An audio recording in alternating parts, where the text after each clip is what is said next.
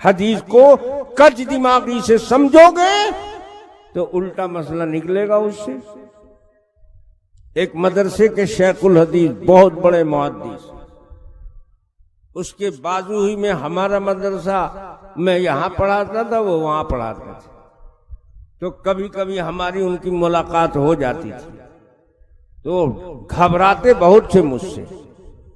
ایک دن اللہ کی شان میں روڈ سے گزر رہا تھا اور وہ محدث صاحب پیشاب کے لیے بیٹھے ہوئے، تو پیشاب کر رہے تھے پچھم رخ بیٹھ کر، قبلے کی طرف پیشاب کر رہے تھے۔ تو جو آدمی پیشاب پر بیٹھا ہو اس سے بات چیت سلام کلام کرنا چاہیے نا۔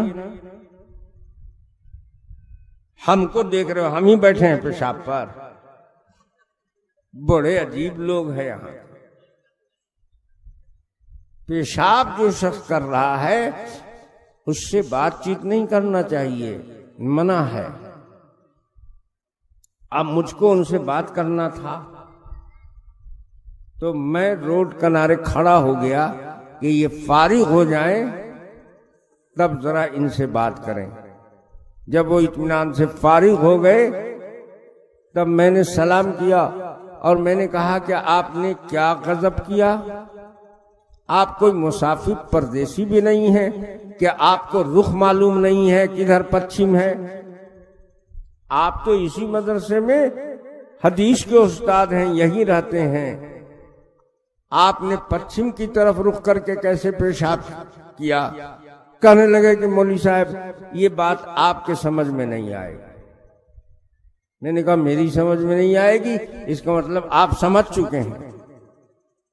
تو کہنے لگے جی ہاں، میں چونکہ اہل حدیث ہوں، حدیث پر عمل کرتا ہوں، آپ لوگ حنفی ہو، حدیث سے تو کوئی مطلب نہیں ہے آپ لوگوں کو۔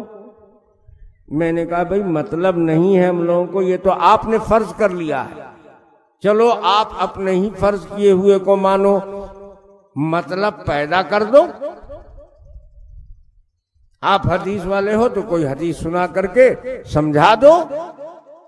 تو کہنے لگے کہ دیکھیے آپ کو بڑا خراب لگا ہوگا کہ میں نے پچھم رخ بیٹھ کر پیشاب کیا، کیونکہ حنفی فقہ میں مسئلہ اسی طرح لکھا ہے۔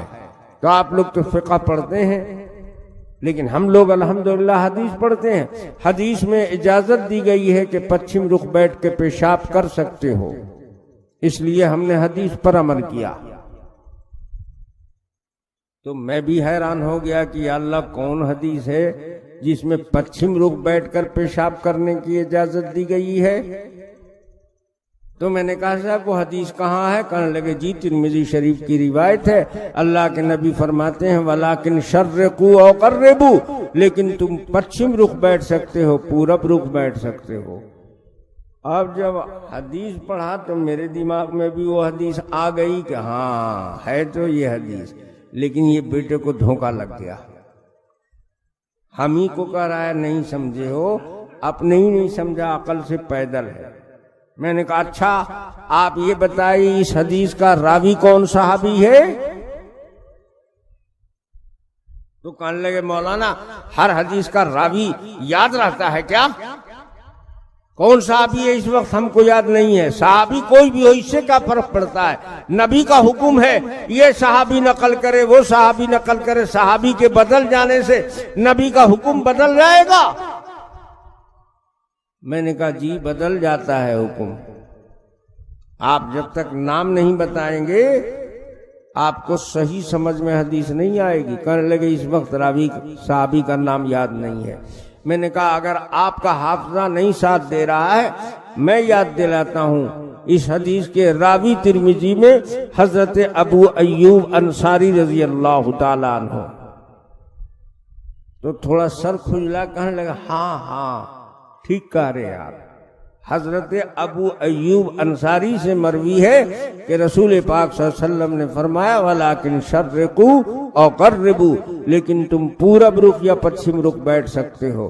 تو میں نے کہا اس کا مطلب یہ ہے کہ یہ حضور نے حکم مدینے میں دیا ہے، کیونکہ انصاری مدینے ہی والا نہ ہوتا ہے، مکے والے جو صحابہ ہیں وہ بھی انصاری ہیں، وہ تو سب پٹھان ہیں، ان کو کہا جاتا ہے مہاجر۔ مکہ سے جو صحابہ آئے ہیں ان کو کہا جاتا ہے مہاجر، اور مدینے والے جو صحابی ہیں وہ کہلاتے ہیں انصاری۔ تو ابو ایوب انصاری حضور سے اس کو نقل کر رہے ہیں، تو یہ اس بات کی دلیل ہے کہ حضور نے یہ بات مدینے میں ارشاد فرمائی ہے۔ تو کہنے لگے مولوی صاحب کیا مطلب، حضور مکے میں کہیں گے تو نہیں مانی جائے گی، مدینے میں کہیں گے تب بھی مانی جائے گی؟ ارے حضور کہیں بھی کہیں تو حضور ہی کا قول ہے۔ ہم نے کہا مانی سب جائے گی، لیکن جگہ کے بدلنے سے نبی کے قول پر اثر پڑ جاتا ہے۔ کہنے لگے کیا مطلب؟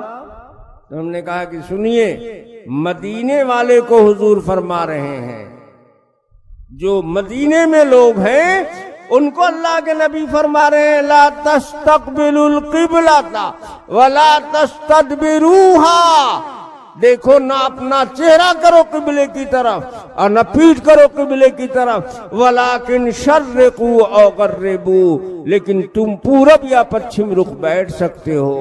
تو مدینے والے کو یہ نبی حکم دے رہے ہیں، اور مکہ مدینے سے دکھن ہے، مکہ مدینہ اتر دکھن بنتا ہے، تو مدینے والے کو اللہ کے نبی کہہ رہے ہیں کہ نہ تم اتر کی طرف رخ کر کے بیٹھو، اگر اتر کی طرف رخ کر کے بیٹھو گے تو پیٹھ ہو جائے گی خانہ کعبہ کی طرف، اور تم دکھن کی طرف رخ بھی مت کرو کیونکہ سامنے قبلہ پڑ جائے گا، تم مدینے والوں پچھم یا پورب بیٹھ سکتے ہو۔ تو جغرافیہ بدل گیا، آپ مدینے میں پیشاب کر رہے ہیں کہ انڈیا میں؟ اب لگے بغل کھجلانے، کاٹو تو بدن میں خون نہیں ہے، توتے اڑ گئے۔ ارے انڈیا سے تو خانہ کعبہ پچھم کی طرف ہے، اللہ کے نبی پہلے ہی کہہ چکے لا تستقبلوا القبلۃ ولا تستدبروها، نہ قبلے کی طرف رخ کرو نہ پیٹ کرو۔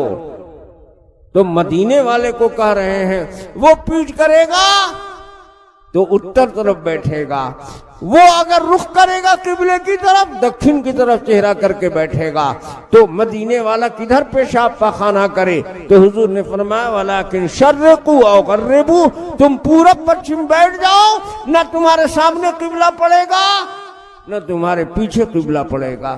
لیکن انڈیا میں ہو اب پورب پچھم بیٹھو گے تو قبلہ یا تو سامنے پڑے گا یا پیچھے پڑے گا۔ تو اس شرقوا او غربوا پر عمل مدینے میں ہوگا، انڈیا میں نہیں ہوگا۔ انڈیا میں اگر اس پر عمل کرو گے تو لا تستقبلوا القبلۃ ولا تستدبروها کے خلاف ہوگا۔ کہنے لگے مولانا صاحب آپ نے تو ایسا ہم کو پھنسا دیا۔ ہم نے کہا ہم نے پھنسایا ہے؟ تم تو اپنے دماغ سے پھنسے ہوئے ہو، الٹی کھوپڑی کے آدمی۔ چلے امام ابو حنیفہ بننے، چلے امام شافعی بننے، تمہیں معلوم نہیں ہے جغرافیہ بدل جانے سے حدیث کا مطلب بدل جاتا ہے۔ وہ ایسے فنکار لوگ تھے کہ ان کو ہر جگہ کا جغرافیہ بھی علم میں تھا، تو انہوں نے بتایا کہ یہ مدینے والوں کے لیے حکم ہے، یہ خاص مدینے والے پورب رخ بیٹھے پچھم رخ بیٹھے فرق نہیں پڑتا ہے، لیکن غیر مدینے والے بیٹھیں گے تو حدیث کا پچھلا حصہ اگلے حصے سے ٹکرا جائے گا۔ اس لیے حدیث کا یہ معنی متعین ہے، اس میں کوئی ایچ پیچ نہیں ہے۔